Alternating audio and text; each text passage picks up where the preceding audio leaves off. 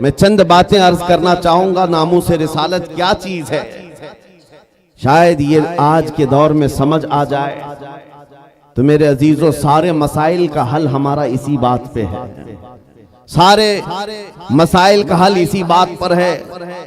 ہم بہت سالوں سے تقریر کر رہے ہیں اور دیکھتے ہیں جہاں جاتے ہیں لوگ ہم سے یہی کہتے ہیں یہاں نشہ عام ہے, نشہ پر کچھ بول دیں.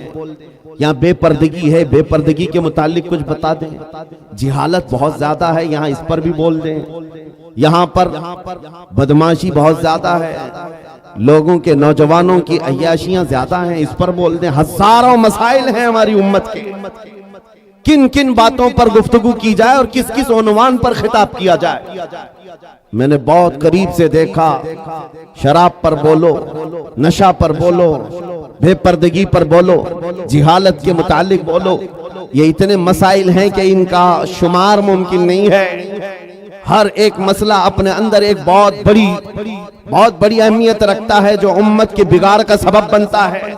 پھر ہم نے وہی بات کرنی شروع کی جو 100 سال پہلے اقبال نے کہا تھا, اس امت کی ترقی کا راز ایک ہی ہے, اس امت کے تمام مسائل کا حل ایک ہی ہے, سبب کچھ اور ہے جسے تو خود سمجھتا ہے, زوال بندہ مومن کا بے زری سے نہیں. اقبال نے کہا تھا, وہی بات میں آج آپ کو دہرا رہا ہوں.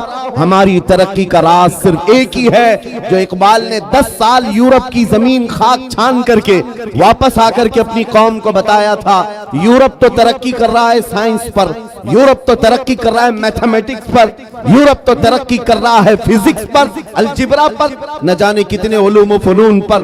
لیکن میں نے جو 10 سالوں کی زندگی میں دیکھا, ہماری قوم کی عزت اور ان کا ارتقاء, ان کی ترقی کا راز نہ یہ سارے میدانوں میں ہے, نہ ہی یہ سائنس میتھمیٹکس فزیکل جبرا میں ہے, بلکہ اس امت کا راز صرف اتنا ہے کہ محمد سے وفا تو نے تو ہم تیرے ہیں, کہ محمد سے وفا تو نے تو ہم تیرے ہیں. یہ جہاں چیز ہے کیا لوح قلم تیرے ہو, قلم تیرے ہیں. واہ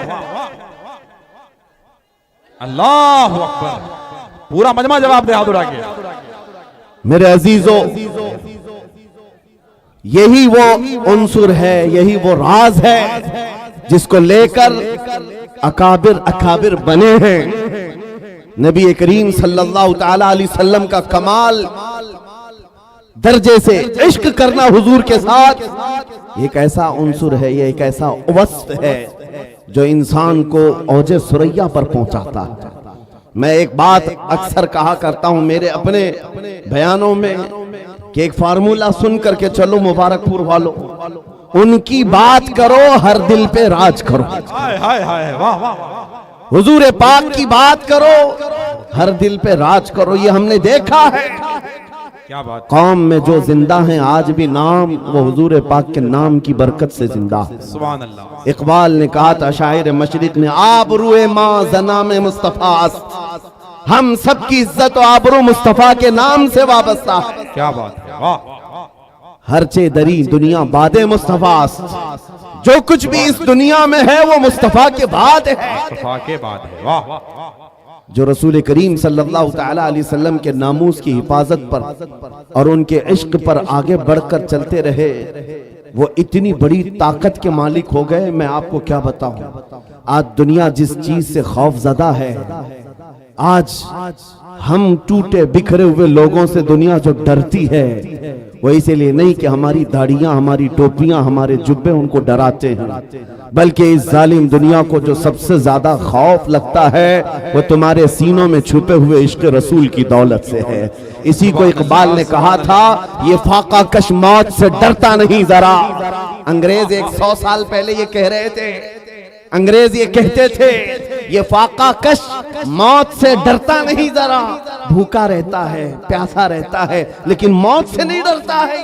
یہ کیسا مسلمان ہے, لیکن اس کو جو موت سے بے خوف کرتی ہے وہ چیز ہے کیا. انگریز کہتا ہے روح محمدی اس کے بدن سے نکال دو, روح محمدی اس کے بدن سے نکال دو. پوری دنیا کی پاورفل طاقتیں بھی یہ جانتی ہیں کہ روح محمدی, عشق محمدی, یہ دولت ایسی ہے جو انسان کو بے خوف کرتی ہے. اسے آزاد کرتی، ہر ڈر سے آزاد کرتی ہے۔ اسی لیے بریلی کے امام نے ہمیں پکار کر کہا تھا، خوف نہ رکھ رضا ذرا، تو ہے عبد مصطفیٰ۔ خوف نہ رکھ رضا ذرا، تو ہے عبد مصطفیٰ، تیرے لیے امان ہے، تیرے لیے امان ہے۔ عزیزان گرامی وقار، آج جو حالات چل رہے ہیں اس اعتبار سے ایک ڈر کا ماحول، خوف کا ماحول، ایک ایسی سراسیمگی ہے جس کو ہم محسوس کر رہے ہیں۔ لوگ آج ہر چوک پر، ہر کٹے پر یہ گفتگو کرتے ہوئے نظر آ رہے ہیں، حالات بڑے خراب ہو گئے، زہر پھیل گیا ہے، لوگوں کے اندر تعصب بہت بڑھ گیا ہے، اور حالات اتنے خراب ہیں، ہم مائنورٹی میں ہم کیا کر لیں۔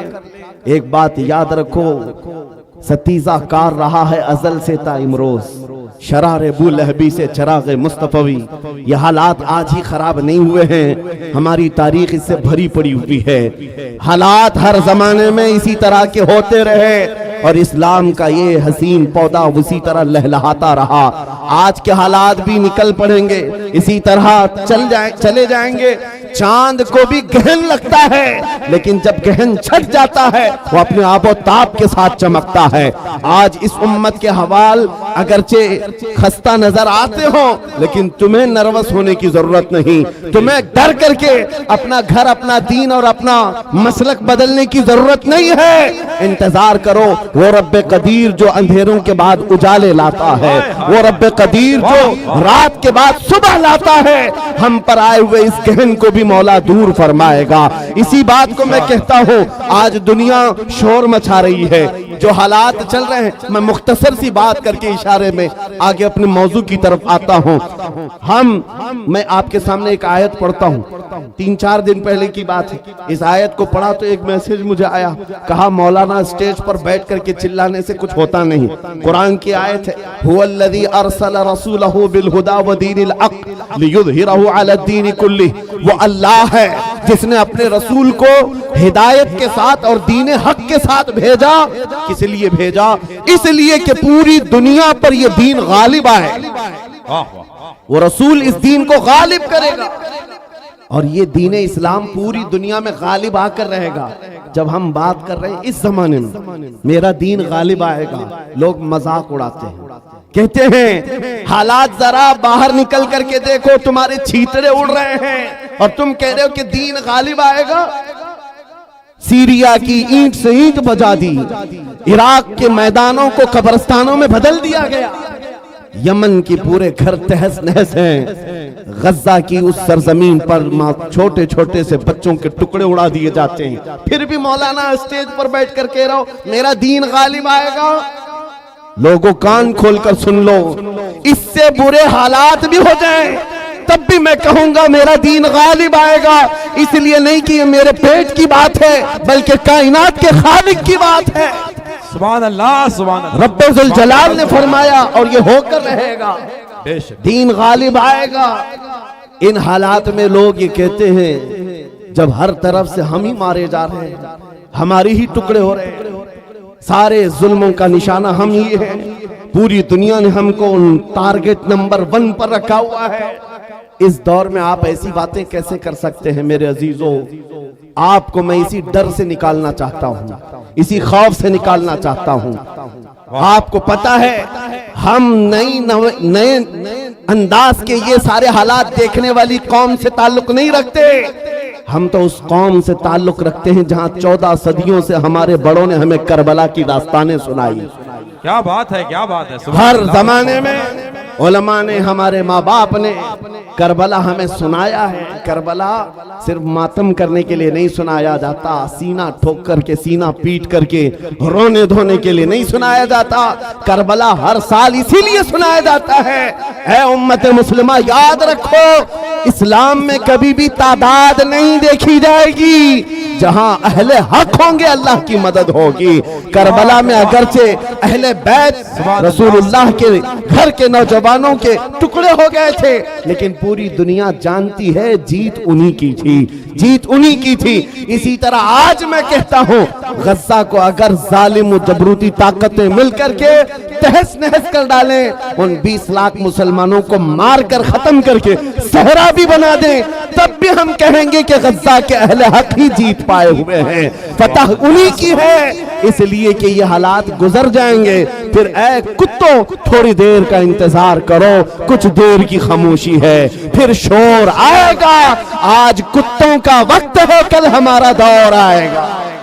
سبحان اللہ، اللہ اکبر، یا رسول اللہ، زندہ آباد، زندہ آباد، واہ واہ، ماشاءاللہ، سبحان اللہ، سبحان اللہ، سبحان اللہ، سبحان اللہ۔ توجہ، میں بات اب ناموس رسالت کے متعلق عرض کرتا ہوں۔ جس نے اس ٹاپک کو پکڑ لیا، حضور پاک کی عزت کو، اور وہ اپنی زندگی میں اس کی اہمیت کو سمجھ لیا، میرے عزیزو، صرف پھر وہ بلندیوں کا ہی سفر کرتا ہے، پھر وہ عروج کی طرف ہے، اور اس کی طاقت کا لوہا پوری دنیا مانتی ہے۔ میں چند مثالیں آپ کے سامنے رکھوں گا۔ جانتے ہو خلفائے راشدین میں سب کی اپنی فضیلتیں ہیں، لیکن خلیفہ دوم فاروق اعظم سیدنا عمر ابن خطاب رضی اللہ تعالیٰ عنہ کے جلال کا اور ان کی عظمت اور ہیبت کا ایک الگ انداز تھا۔ قیصر اور کسریٰ بھی تھر تھر کانپتے تھے، اور وہ ننگی پیٹھ پر پیپل کے درخت کے نیچے سونے والا غلام رسول، لیکن پوری دنیا طاقت کا لوہا مانتی تھی۔ وجہ کیا ہے؟ وہ عشق رسول سے بھرا ہوا سینہ لے کر چلتا تھا۔ عمر فاروق کے پاس سب سے بڑی چیز کیا تھی جانتے ہو؟ ایک بار آپ کو جب امیر المومنین کہہ کر پکارا گیا، آپ کے آنسو نکل آئے، لوگوں سے کہا، اے لوگوں سنو، میں اپنی حیثیت بتاتا ہوں۔ میری حیثیت کیا ہے؟ میں خطاب کا بیٹا عمر ہوں۔ بچپن میں مجھ سے 2 بکریاں نہیں سنبھالی جاتی، میرے باپ سے میں روز مار کھاتا تھا، میں بکریوں کو سنبھال نہیں پاتا، میرے باپ مجھے روز مارتے تھے۔ خطاب کا بیٹا وہ عمر ہوں، لیکن آج اس دور میں 36 لاکھ اسکوائر کلومیٹر پر تنہا عمر کی نگرانی ہے۔ مصر بھی، فلسطین بھی، عراق بھی، شام بھی، یمن بھی، عرب کا یہ حجاز و نجد کا علاقہ پورا ایک عمر ابن خطاب کی نگرانی میں چل رہا تھا، جو اس دور کے تقریباً 36 لاکھ اسکوائر کلومیٹر کی بات ہوتی ہے، تنہا نگرانی چل رہی ہے۔ لیکن اس عمر ابن خطاب نے یہ نہیں کہا یہ میں نے اپنے طاقت کے بلبوتے تم پر حکمرانی قائم کی ہے، میں اپنے عدل کے بلبوتے تم پر اس حکمرانی کا تخت بچھایا ہے، نہیں، لوگوں سے کہا کہ اے لوگوں، یہ جو آج مجھے حیثیت ملی ہے اس لیے نہیں کہ خطاب کا بیٹا عمر ہوں، اس لیے کہ محمد عربی کا غلام عمر۔ سبحان اللہ، سبحان اللہ، اپنی نسبت جب حضور سے مضبوط کریں، دنیا اس کی طاقت کا لوہا مانتی ہے۔ ناموس رسالت کی حفاظت پر جو آئے ہیں میدان میں، اللہ کریم نے ان کے بازوؤں کو طاقت بخشی ہے، اور کفار و مشرکین کے سینوں میں ان کا رعب ڈال دیتا ہے۔ یہ تاریخ کی سچائیاں بتاتی ہیں۔ آپ کو پتا ہے سیدنا عمر فاروق رضی اللہ تعالیٰ عنہ کا یہ عظیم خلافت کا زمانہ، ان کے متعلق جو لکھا گیا آج بھی موجود ہے۔ سینکڑوں میل دور رہنے والے کفار و مشرکین کی فوجیں صرف ان کے نام سے کانپتی تھیں، ڈرتی تھیں۔ یہی منصر، یہی وصف میں آپ کہتا ہوں کہ وہ ناموس رسالت کی حفاظت اور عشق رسول سے بھرا ہوا سینہ لے کر چلو، یہ اس زمانے کا نہیں، ہر زمانے کا سب سے بڑا ہتھیار ہے، سب سے بڑا ہتھیار ہے۔ لوگ آج یہ کہتے ہیں، بعض لوگ جو میرے ساتھ ہر جلسے میں انویسٹیگیشن کرتے بھی رہتے، ہر جگہ چلتے رہتے، کئی مرتبہ ہمارے علاقے میں بھی آئے، اور وہ بار بار ہم سے یہ انویسٹیگیشن کرتے، آپ چاہتے کیا ہے ہندوستان؟ جہاں جا رہے ہو یہ پورے مجمع کو جمع کر رہے ہو اور جذبے میں، اور ان کو جوش دلا کر کھڑا کر رہے ہو، کیا چاہتے ہو؟ ان کو شاید ایسا لگتا ہوگا کہ ہم کوئی بہت بڑی ایسی تنظیم بنا رہے ہیں جو بم باندھ کر کے کہیں اڑ جائے، انہیں شاید ایسا لگتا ہو، اسی لیے بار بار اس چیز کی تلاش میں سرگرداں ہے۔ میں کھل کر کے بیان کرتا ہوں میرے عزیزو، کھل کر کے۔ ابھی ہم اپنے ممبئی میں ایک مرکز بنا رہے تھے، تو صاحب وہاں تک پہنچی باتیں، کچھ لوگ کہنے لگے یہ کچھ سرنگ بنا رہے ہیں جس میں جہاد سکھانے والے ہیں۔ چھوٹا سا ایک ناموس رسالت کے تحفظ کی خاطر ایک مرکز بنانے کی بات کی تو ایسی باتیں پھیلائے. یاد رکھو ہم سرنگ میں نہیں سکھاتے, کھلے میدان میں سکھائیں گے. اور وہ بھی کوئی ایسی ویسی تربیت نہیں جس کی میں بات کر رہا ہوں. ہمارا مشن کیا ہے میاں؟ میں تو اپنے نوجوانوں سے کہتا ہوں چاقو چوری تلوار بندوق بارود تو دور ہے, تم بلیڈ لے کر کے بھی مت چلو, اس لیے کہ پلاسٹک کا بلیڈ بھی تمہارے ہاتھ میں ہوگا تو کل فرنٹ پیج پہ تمہارا نام آتنکوادیوں کے ساتھ. یہ تو آج کا مزاج ہے. میں جس مشن کی بات کر رہا ہوں وہ بات اتنی ہے, چھوڑو یہ سارے ہتھیار. وہ ہتھیار کیوں نہیں اپناتے جو غریب نواز ہندوستان آئے تھے تو لے کر کے آئے تھے؟ وہ سب سے بڑا ہتھیار عشق مصطفیٰ کی دولت, حضور پاک صلی اللہ تعالی علیہ وسلم کی محبت کاملہ. میں جانتا ہوں جب اپنا نوجوان اس دولت سے بھرپور اور سرشار ہو جائے تو اس کا چلنا پھرنا دیکھ کر ہی کئی کیڑوں کو موت آ جائے, یوں ہی موت آ جائے. آپ کو کچھ کرنے کی ضرورت نہیں, تنہا آپ حضور پاک کے عشق میں چلتے پھرتے ایک شکل تو بن جاؤ. کم سے کم اس کی بنیاد تو رکھو کہ دنیا تمہیں پہچاننے کے لیے تمہارا نام نہ پوچھے. کبھی کنفیوژن اتنا بڑھ جاتا ہے کہ تمہارے نام سے نہیں پتا چلتا تم کون سے دین کے ہو, تو دنیا پھر تمہارے باپ کا نام پوچھتی ہے. باپ کے نام پر بھی کنفیوژن آ جاتا ہے تو دادا کا نام پوچھتی ہے. پتہ نہیں چل رہا کون سے دھرم سے تعلق رکھتا ہے. اس کا نام راجا ہے, باپ کا نام ببلو ہے, دادا کا نام ٹینو مینو ہے. کہیں سے کچھ سمجھ میں نہیں آتا. میرے عزیزو ایسی نوبت کیوں آئے؟ آپ کا نام, آپ کے باپ دادا کا نام پوچھ کر کے دنیا یقین کرے. میں کہتا ہوں حضور پاک کی محبت میں اپنے آپ کو اتنا سرشار کر لو, کسی گلی سے گزر جائے دنیا دیکھ کر کے کہے مدینے کی گلی کا غلام نظر آتا ہے, تاجدار مدینہ کا غلام نظر آتا ہے. اللہ اکبر یا رسول اللہ, زندہ باد زندہ باد. اللہ. اور یہ ناموس رسالت کی حفاظت یہ اللہ رب العزت کی شان ہے. وہ خود اپنے حبیب کی عزت کی حفاظت کرتا ہے. آپ کو پتا ہے قرآن پاک میں ایک تو نہیں کئی آیتیں جب کفار نے حضور کی طرف انگلی اٹھائی تھی تو جواب پہلے رب العالمین کا تھا. ابو لہب نے کہا تھا محمد تمہارے دونوں ہاتھ ٹوٹ جائیں, نعوذ باللہ من ذالک. رب تعالیٰ نے جواب میں آیت نازل فرمائی تبت یدا ابی لہب. محمد صلی اللہ علیہ وسلم کے نہیں, ابو لہب کے دونوں ہاتھ برباد ہو جائیں. قرآن میں آیت ہے, یہ نبی پاک کی ناموس کی حفاظت نہیں ہے تو اور کیا ہے؟ یہ دفاع ہے, ڈیفنس ہے جو خود رب ذوالجلال فرما رہا ہے. ابو لہب نے کہا تھا جب میرے آقا صلی اللہ علیہ وسلم کے بیٹے حضرت ابراہیم کا انتقال ہو گیا, حضور کے 3 بیٹے تھے, تیسرے بیٹے کا جب انتقال ہوا تو یہ بات پھیلائی گئی کہ محمد صلی اللہ تعالی علیہ وسلم کی نسل ختم ہو گئی, بیٹوں سے نسل چلتی ہے, یہ تیسرا بیٹا بھی چلا گیا. نبی کریم صلی اللہ تعالی علیہ وسلم غمگین ہوئے. رب تبارک و تعالی نے پوری سورہ نازل فرمائی انا اعطیناک الکوثر فصل لربک وانحر ان شانئک هو الابتر. اے محبوب ہم نے آپ کو خیر کثیر عطا فرمایا, کھڑے ہوں اپنے رب کی عبادت کریں, قربانی کریں. آپ کٹی ہوئی نسل کے نہیں, آپ کا دشمن کٹی ہوئی نسل کا ہے. یہ رب کا فرمان ہے. اپنے نبی کے عزت کے دفاع میں اللہ رب العزت نے یہ فرمایا آج ڈھونڈ کر کے نکالو ابو لہب کا بچہ کہاں ہے, اس کی اولاد کہاں ہے, نہیں پاؤ گے. لیکن جس وادی میں بھی جاؤ میرے نبی کے خاندان کو ضرور پاؤ گے. سادات کی خوشبوئیں ہر جگہ نظر آئیں گی. اللہ کریم نے اپنے نبی کی عزت کی حفاظت کا کیسا دفاع کیا ہے. ایک مرتبہ آیتیں اترنا رک گئی تھی, جو وہی آتی تھی چند دنوں تک وہی نہیں آئی.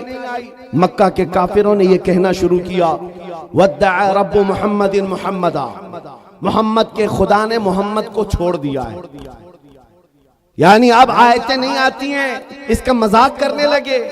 نبی کریم صلی اللہ تعالی علیہ وسلم کے دل پر یہ بات گراں گزری. چند ہی دن نہیں گزرے تھے کہ جبرائیل امین پوری سورہ لے کر آئے. واللیل وما سجا ما ودعک ربک وما قلا. اے محبوب آپ کو آپ کے رب نے نہ چھوڑا ہے نہ کم کیا ہے، وَلَلْآخِرَةُ خَيْرٌ لَكَ مِنَ الْأُولَى، بلکہ آپ کی ہر آنے والی گھڑی پچھلی گھڑی سے کئی درجے بہتر ہے۔ سبحان اللہ، سبحان اللہ۔ میرے عزیزو، یہ سب آیتیں میں وہ آپ کے سامنے کوٹ کر کے بتا رہا ہوں جس میں رب ذوالجلال نے شان رسالت بیان کیا۔ اپنے نبی کی طرف اٹھنے والی انگلیوں کو رب تبارک و تعالیٰ نے توڑ دیا۔ جواب ارشاد فرمایا، آج اگر ناموس رسالت کی حفاظت یا اس کا دفاع کوئی کرتا ہے تو یہ سنت الہیہ ہے، یہ اللہ رب العزت کے قانون اور اس کی سنت ہے۔ آج اس سنت پر عمل کرتے ہوئے جو اکابرین امت آئے ان کی مثالیں میں آپ کے سامنے رکھتا ہوں۔ لوگوں ایک بات یاد رکھو، حالات جتنے بھی خراب ہو جائیں اپنے نبی کی عزت کی حفاظت وہ جس سے چاہے لے لے، جس سے چاہے لے لے۔ یہ ضروری نہیں کہ وہ زمانے کا بہت بڑا متقی پرہیزگار ہو، یہ ضروری نہیں ہے کہ وہ بہت بڑا فقیہ اور عالم دین ہو۔ مولا کریم اپنے نبی کی عزت کی حفاظت پتھروں سے بھی چاہے لے سکتا ہے، کتوں سے بھی لے سکتا ہے۔ علامہ ابن حجر عسقلانی رحمۃ اللہ علیہ لکھتے ہیں کہ تتاریوں کا جو حملہ ہوا تھا بغداد میں، بغداد کو انہوں نے تباہ کر رکھا تھا، ایسا تباہ کیا تھا کہ پورے بغداد کی سڑکیں اور وہاں کی گلیاں مسلمانوں کے خون سے بھری ہوئی تھیں۔ دریائے دجلہ کے پانی کو لال کر دیا تھا مسلمانوں کے خون سے، مسلمانوں کی کھوپڑیوں سے مینار بنا دیے تھے۔ اتنے قتل جس کا شمار نہیں ہوتا۔ ذخیرہ جو مسلمانوں کا تھا بڑی بڑی کتابوں میں اس کو جلا کر راکھ کر دیا تھا۔ ایک وقت ایسا آیا کہ تتاریوں کا جو حاکم تھا اس نے کچھ علماء کو قید کر کے گرفتار کر کے اپنے دربار میں منگوایا، جو مسلمان بچے کچے تھے۔ ان علماء کو بیڑیاں باندھ کر کے زمین پر اوندھا لٹایا گیا۔ آپ پوچھتے ہیں نا ان حالات میں ہمیں کیا کرنا چاہیے؟ سنیے میرے عزیزوں، حالات تو ایسے ہو گئے تھے بغداد میں کوئی ان کا پرسان حال نہیں۔ آج لوگ یہ بھی کہہ رہے ہیں کہ غزہ کے مسلمانوں کا کوئی پرسان حال نہیں، کیا ہوگا کیا ہوگا؟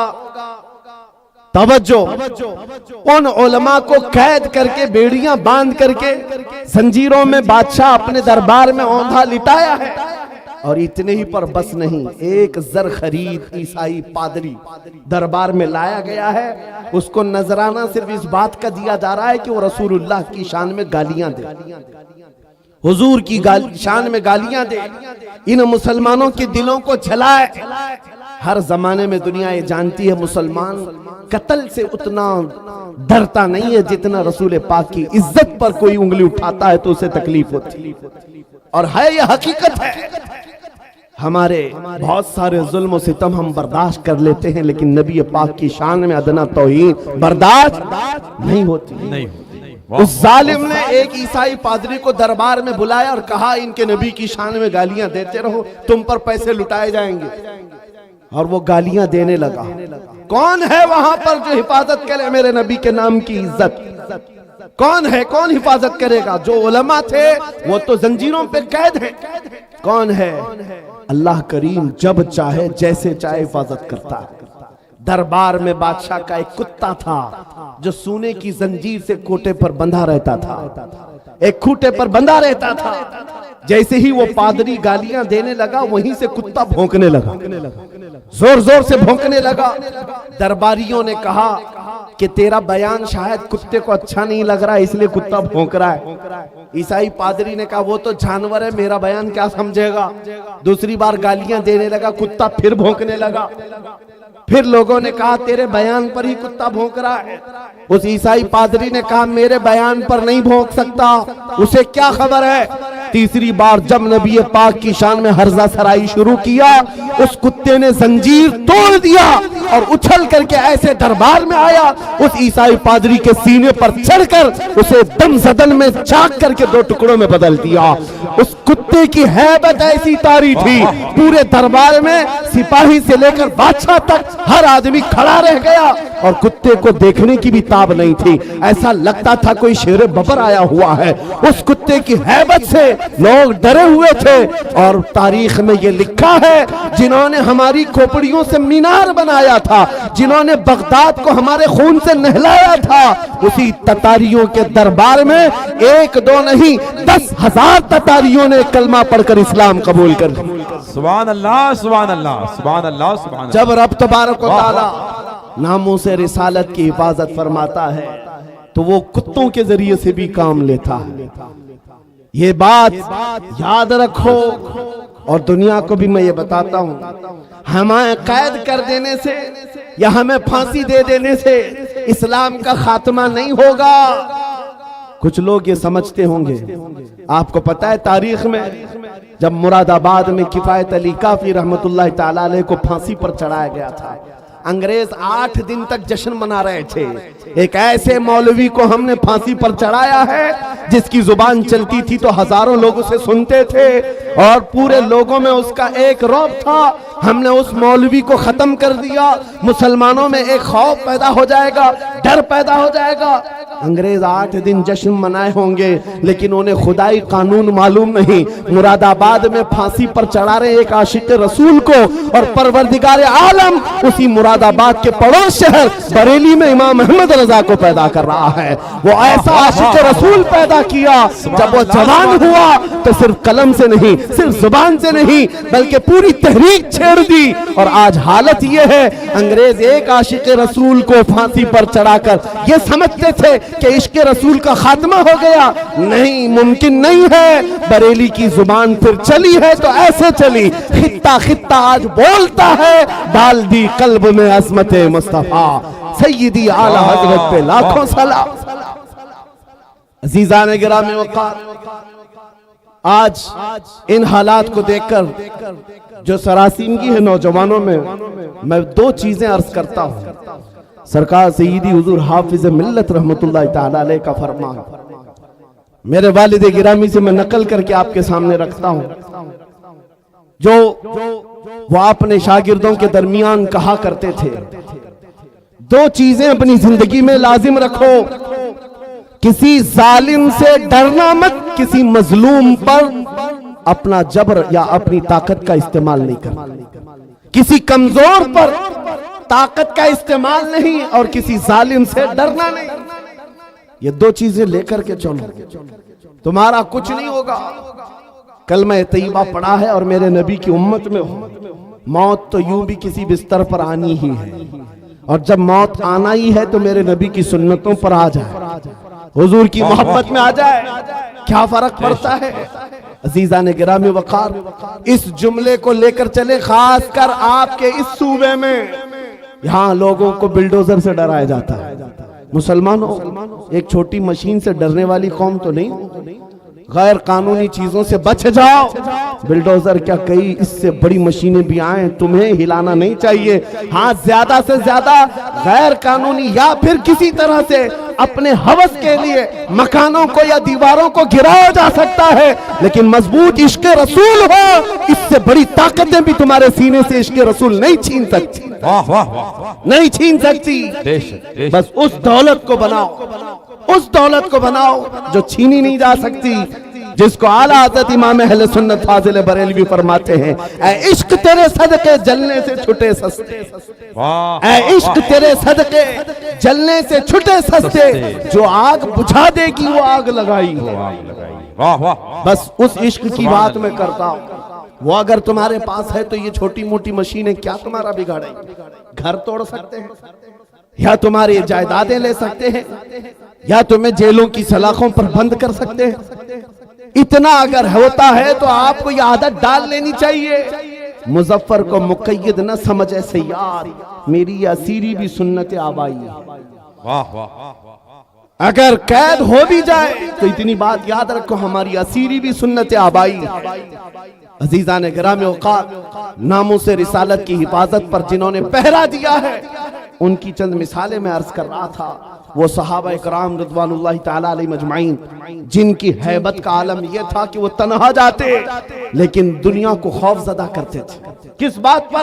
ارے پیوند لگے کپڑے پہن کر جا رہے ہیں، پیروں میں چھپل نہیں ہے، ہاتھوں میں ایسی تلواریں جس سے سبزیاں نہیں کٹتی، لیکن اس کے باوجود ہزاروں کی فوج میں ان کا رعب تھا۔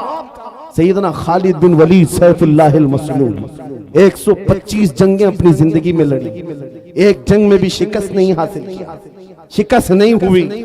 ان کی ایک تلوار کا وزن 35 کلو کا تھا، وہ ڈھال 40 کلو، یہ لے کر لڑتے تھے اور جس میدان میں اترتے تھے صفوں کی صفیں درہم برہم۔ کون نہیں جانتا آج دنیا میں خالد بن ولید کا نام، جس کو اللہ کے رسول نے سیف اللہ المسلول کہا، لیکن جانتے ہو اتنی مہارت تامہ، جنگی میدان کا ایک ایسا بطل جلیل جو کبھی شکست کا منہ نہیں دیکھا، ایک بھری جنگ کے دوران امامہ گر گیا تھا، کفار سامنے ہیں اور تلواریں سوتے ہوئے ہیں، گردن پر تلوار آ سکتی ہے، خالد بن ولید تلواروں کی پرواہ نہیں کر رہے، اس امامہ کو اٹھانے جا رہے ہیں، اپنی پگڑی اٹھانے جا رہے ہیں، اور دونوں کافر وہاں جو آپ کی گردن کے پاس تھے وہ دیکھ کر حیرت میں رہ گئے۔ ایسا سپہ سالار جو ہر جنگ کو فتح کر لیتا ہے، آج اپنی گردن بچانے کی بجائے اپنی پگڑی بچانے چل پڑا۔ یہ تو جنگ کے ہنر نہیں ہوتے، ایک چھوٹا سپاہی بھی ایسی غلطی نہیں کرتا۔ خالد بن ولید بڑے اطمینان کے ساتھ اپنی پگڑی اٹھا لی اور اپنے سر پر رکھ لیا، اور ان کافروں نے پوچھا ہم تو تمہیں بہت بڑا ماہر سپہ سالار سمجھتے، لیکن تم نے آج ایسی غلطی کی ہے جو ایک چھوٹا سپاہی بھی نہیں کرتا۔ ہم اپنی تلواریں، ننگی تلواریں تمہاری گردن تک لا چکے تھے اور تم اس پگڑی کے پیچھے بھاگ رہے تھے، ابھی گردن الگ کر دیتے ہم۔ خالد بن ولید نے کہا پھر الگ کیا کیوں نہیں؟ پھر انتظار کیوں کر رہے تھے؟ الگ کیا کیوں نہیں؟ آپ نے فرمایا تم کیا سمجھتے ہو خالد بن ولید اپنے بازو کی طاقت سے یہ جیتتا ہے، اپنی قوت کے بل بوتے جنگوں میں فتح حاصل کرتا ہے؟ یہ بات نہیں، میری اس پگڑی کی اہمیت تم نہیں جانتے، اس میں میرے رسول اللہ کے 3 منہ مبارکہ ہیں، میرا یہ یقین ہے ان منہ مبارکہ کی برکت سے اللہ مجھے فتح عطا کرتا۔ سبحان اللہ سبحان اللہ سبحان اللہ سبحان اللہ، اللہ اکبر یا رسول اللہ، زندہ باد۔ میرے عزیزو ایک بات یاد رکھو، دنیا میں جس نے بھی ہیبت طاری کی ہے وہ عشق رسول کی دولت سے ہی طاری کیا ہے۔ بے شک وہ خالد بن ولید رضی اللہ تعالیٰ، نبی کریم صلی اللہ تعالیٰ علیہ وسلم سے کمال درجے کی محبت، حضور کے اعضائے مبارکہ بال مبارک سے اس قدر والہانہ عقیدت، جس کی وجہ سے ان کا یقین تھا کہ مجھے جنگوں میں فتح ملتی اور کفار کے دلوں میں ہیبت طاری ہوتی ہے۔ آپ کو پتا ہے تاریخ میں آپ جھانک کر کے دیکھیں گے، ایک ایسا خلیفہ بھی گزرا ہے جس کا نام آج بھی لوگ لیتے ہیں، بلکہ یورپ کی سرزمین پر تو اب اس عظیم جرنیل کا دن منایا جانے لگا ہے، وہ صلاح الدین ایوبی۔ جب بیت المقدس کی بات آئی ہے تو ہر جگہ سے صلاح الدین کا بھی نام آ رہا ہے، نام جڑا ہوا ہے۔ اٹلی اور ڈنمارک میں اب لوگ صلاح الدین ڈے منا رہے ہیں، ہم نہیں، دشمنان اسلام بھی کہتے ہیں ایسا جرنیل ہم نے دیکھا نہیں تاریخ میں، اس لیے کہ 50 ہزار لوگ قید ہو کر آتے اگر جنگ میں، تب بھی سب کو آزاد کرتا تھا، معاف کرتا تھا، بڑا دل رکھتا تھا، بہت بڑا دل رکھتا تھا۔ اس صلاح الدین کی بات کر رہا ہوں جس کی طاقت کا لوہا پوری دنیا مانگتی رہی۔ صلیبی طاقتوں نے لکھا ہے ایک میدان ایسا بھی ہم نے دیکھا، مسلمان تاریخ نگاروں کی بات نہیں کر رہا ہوں، انگریز تاریخ نگار لکھتا ہے ایک میدان ایسا بھی آیا جب 4 لاکھ صلیبی تھے لیکن مقابلے میں صلاح الدین کے پاس صرف 12,000 کی فوج تھی، پھر بھی ڈٹا رہ گیا، اور ڈٹا ہی نہیں رہا بلکہ 4 لاکھ کو تتر بتر کر کے رکھ دیا۔ واہ واہ، وہ طاقت کا لوہا دنیا مانتی تھی، اس صلاح الدین کی بات میں کر رہا ہوں۔ یہ دولت کہاں سے تھی صلاح الدین کے پاس؟ جو خالد بن ولید کو ملی، جو عمر ابن خطاب کو ملی رضی اللہ عنہما، وہی صلاح الدین ایوبی کے پاس بھی تھی۔ برنس نام کا ایک ایسا عیسائی سپہ سالار تھا جس نے ملک شام میں کچھ مسلمانوں کو گرفتار کیا جو حج پہ جا رہے تھے، عورتوں کو ذلیل کیا، ان کو کوڑے مارے، ان کا مال لوٹ لیا۔ سنو، جب وہ مسلمان وہاں پر کسی کے آسرے پر نہیں تھے، کسی کے سہارے پر نہیں تھے، وہ برنس انہیں کوڑے مارتا تھا اور کہتا تھا، کیا کہتا تھا؟ بلاؤ اپنے محمد کو، کہاں ہے تمہارا محمد؟ نعوذ باللہ، حضور کا نام لے کر کے تانا دیتا تھا، تم بات بات پر محمد عربی کی بات کرتے ہو، بلاؤ محمد کو، آج میں تم کو قید کیا ہوں، آج میں مار رہا ہوں، کوئی تم کو بچا نہیں رہا ہے۔ ایسے جب حالات آ جائیں تو میرے عزیزو یہ مت سمجھنا کہ اللہ کے رسول کی مدد نہیں آتی، آتی ہے، امتحانوں سے گزارا جاتا ہے۔ یہ وقت گزر گیا اور ان گرفتار مسلمانوں میں سے کوئی ایک آ کر صلاح الدین کے پاس یہ بات عرض کیا، برنس نام کا ایک ایسا جرنیل ہے عیسائیوں کا جس نے مسلمانوں کی ایک جماعت کو گرفتار کیا اور کوڑے مارتا تھا، مال لوٹتا تھا اور کہتا تھا بلاؤ محمد کو، کہاں ہے؟ یہ اس زمانے کی بات ہے جب صلاح الدین بہت بیمار تھے، بستر پر لگ چکے تھے، بیمار تھے۔ صلاح الدین کو جیسی ہی یہ بات پتا چلی، گرج کر کہنے لگے میں اپنی پوری طاقت و قوت جمع کروں گا اور اس کے بعد اس برنس کے پیچھا کروں گا۔ 2-2.5 سال گزر گئے، 2.5 سال گزر گئے، بیمار بھی تھے اور اسی بیماری میں اپنے لشکر بھیجتے رہے۔ وہ وقت آ ہی گیا، بکرے کی اماں کب تک خیر منائے گی، ایک دن بکرے ہی تو آئے گی۔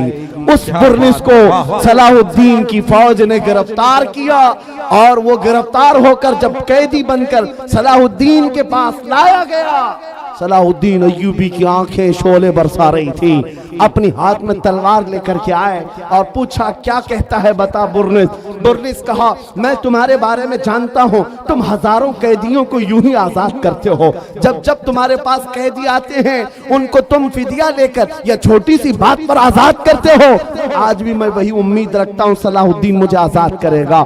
صلاح الدین ایوبی نے کہا ہرگز نہیں، تیرا خیال باطل ہے، تیرا گمان غلط ہے، صلاح الدین آزاد تو ضرور کرتا ہے لیکن اس کو نہیں جو نام مصطفیٰ پر انگلی اٹھاتا ہے، جو میرے نبی کو للکارتا ہے۔ آج سے 2.5 سال پہلے تو نے مسلمانوں کو گرفتار کر کے کہا تھا بلاؤ محمد کو، کہاں ہے؟ یہ دیکھ محمد عربی نے تلوار دے کر مجھے بھیجا ہے تیری گردن لینے کے۔